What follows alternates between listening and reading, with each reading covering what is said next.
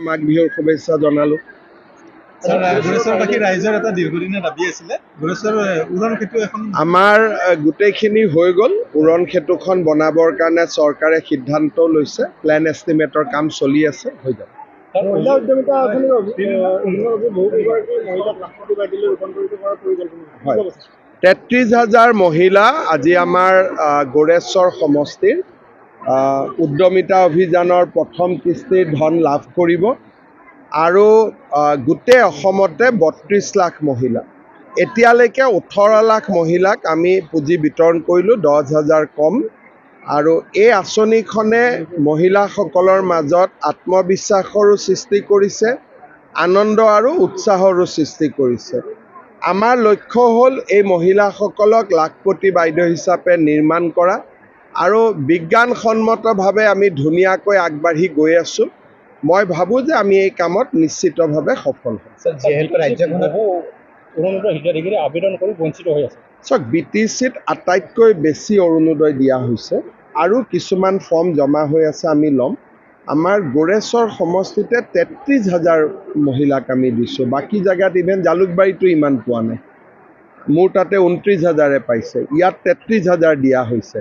গতিকে যথেষ্ট দিয়া হৈছে, কিন্তু অভাৱ আছে, মানুহক আৰু লাগে, আমি চেষ্টা কৰিম আৰু দিবৰ কাৰণে। নিৰ্বাচন সমাগত গুৰেশ্বৰ তামোলপুৰৰ প্ৰাৰ্থী কোন হ'ব বুলি গোটেই কথাখিনি ডিপেণ্ড কৰিব যে নিৰ্বাচনী বুজাবুজি কেনেকৈ হয়, আৰু নিৰ্বাচনী বুজাবুজি যি ধৰণে হ'ব সেইধৰণে আমি আগবাঢ়ি যাব লাগিব। অখিল গগৈয়ে মানে কংগ্ৰেছে ডেডলাইন বান্ধি দিছে, তেওঁ 20টা সমষ্টিতে মানে ব্যক্তিগত প্ৰাৰ্থী। তেওঁ কেতিয়াবা কয় 42টা, কেতিয়াবা কয় 67টা, কেতিয়াবা কয় 126টা। অখিল গগৈক চিৰিয়াছলি নল'ব। অখিল গগৈ লাষ্টত 2টা বা 3টা চিট ল'ব কংগ্ৰেছৰ পৰা আৰু তাতে ইলেকশ্যন খেলিব, কাৰণ তেওঁৰতো ইমান কেণ্ডিডেটো নাই দিবৰ কাৰণে। তেওঁ এনেই মানুহবিলাকক এটা ভালো লাগে শুনি, তেওঁৰ ৰাতি শুনিব, আৰাম পাব। যিহেতু জাতীয় দল আৰু লুৰিণজ্যোতি গগৈৰ জাতীয় পৰিষদৰ অজিত ভূঞাৰ দলত কোন আছিল মই নিজেও নাজানো। তেওঁক কোনো পৌৰ নিগমৰ ইলেকশ্যন, পঞ্চায়ত ইলেকশ্যন মই কেতিয়াও তেওঁক দেখা নাই। তেওঁ নিজে আছিলে নিৰ্দলীয়, এতিয়া লুৰিণজ্যোতি গগৈৰ লগত গৈছে, ভাল কথা। কিন্তু ৰাজনীতিক দৃষ্টিভংগীৰ পৰা অজিত ভূঞাৰ কিবা ৰাজনৈতিক প্ৰভাৱ আজিলৈকে মই দেখা নাই, ভৱিষ্যতৰ কথাটো মই নাজানো। আমাৰ আলোচনা চলি আছে, অগপৰ লগতো চবৰ লগতে আলোচনা চলি আছে। 15 ফেব্ৰুৱাৰীৰ আগতে আমি ঠিক কৰি ল'ম। যিহেতু ৰাজ্যত জেহাদী হিফাইছে, এনআইৰ ইনভেষ্টিগেশ্যন কেতিয়ালৈকে? ইয়াত NIA বহুতকেইটা ইনভেষ্টিগেশ্যন কৰি আছে। কেইটামান দিন আগতেতো NIA ইনভেষ্টিগেশ্যনত কেইবাজনো ব্যক্তিৰ যাৱজ্জীৱন কাৰাদণ্ডও হৈছে। বহুতকেইটা কেছ আছে, এটা কেছ নহয়, কেইবাটাও কেছ আছে। ছাৰ, যোৱাকালি যিহেতু আপুনি মানৱ ডেকাৰ নামটো ঘোষণা কৰিছে, মই এইটো কৈছোঁ যে য'ত কোনো টিকেট বিচৰা তেনেকুৱা মানুহ নাই। গোৰেশ্বৰ তামোলপুৰত সমস্যাটো হ'ল যে কোনে খেলিব এতিয়ালৈকে এইটোৱে ঠিক হোৱা নাই। গতিকে নতুনে এনেই প্ৰাধান্য পাব, কাৰণ নতুন সমষ্টি হৈছে। ধৰক এটা গোৰেশ্বৰে নতুন সমষ্টি, গতিকে কেণ্ডিডেটটো নতুন হ'বই লাগিব। গতিকে মই দিব খোজোঁ বা নোখোজোঁ, যোন দলে গোৰেশ্বৰত কেণ্ডিডেট দিয়ে এইটোতো নতুনেই হ'ব লাগিব, পুৰণা কেনেকৈ হ'ব, নতুন সমষ্টি হ'ব। পৰিষদীয় নিৰ্বাচনত বিজেপি যিসকল পাৰিষদ জয়ী হৈছিল, কোৱা হৈছিল তেওঁলোকে জয়ী হ'লে কাৰ্যবাহী সদস্যত্ব দিয়া হ'ব, কিন্তু পূৰ্ণাংগভাৱে দিয়া হোৱা নাই। আমাৰ কথাটো হ'ল যে আমিতো ইমান জিকিবও পৰা নাই। গতিকে হাগ্ৰামা মহিলাই ডাঙৰীয়াৰ লগত মোৰ কথা হৈছে যে তেওঁ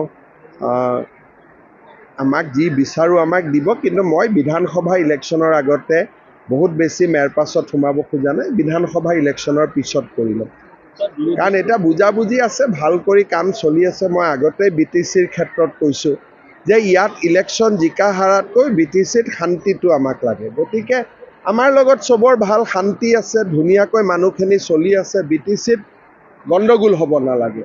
গতিকে আমাৰ যিটো মূল লক্ষ্য, ইলেকশ্যন জিকা, EM হোৱা, MCLA হোৱা, এইটো নহয়।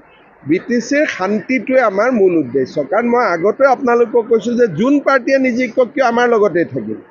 সেইকাৰণে ইয়াত আমি বহুত বেছি ৰাজনীতি নকৰোঁ, আমি ইয়াতে উন্নয়নৰ কামখিনিহে কৰোঁ।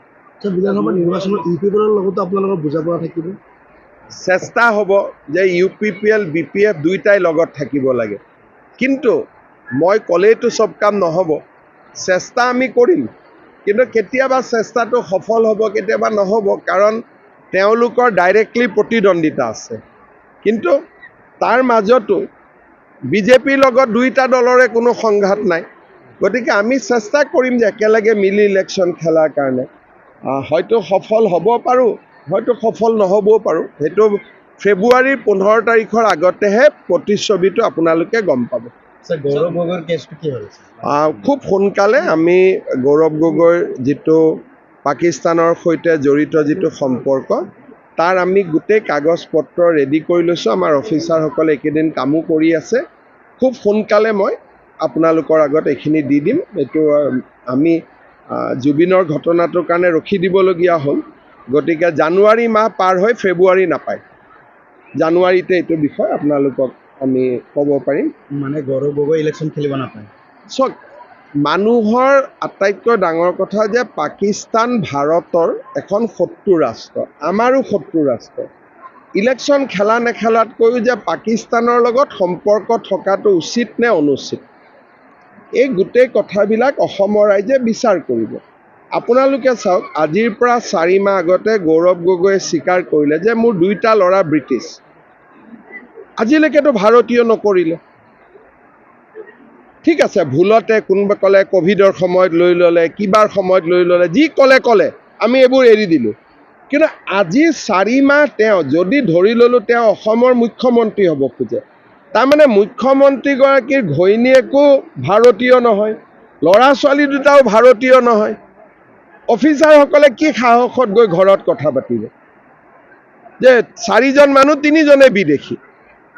গতিকে এই কথাবিলাক অসমৰ মানুহে জানে, বুজে, শুনে, আৰু অসমৰ মানুহে এনেকুৱা মানুহক কেতিয়াও অসমৰ বৰঘৰত সোমাবলৈ অনুমতি নিদিয়ে।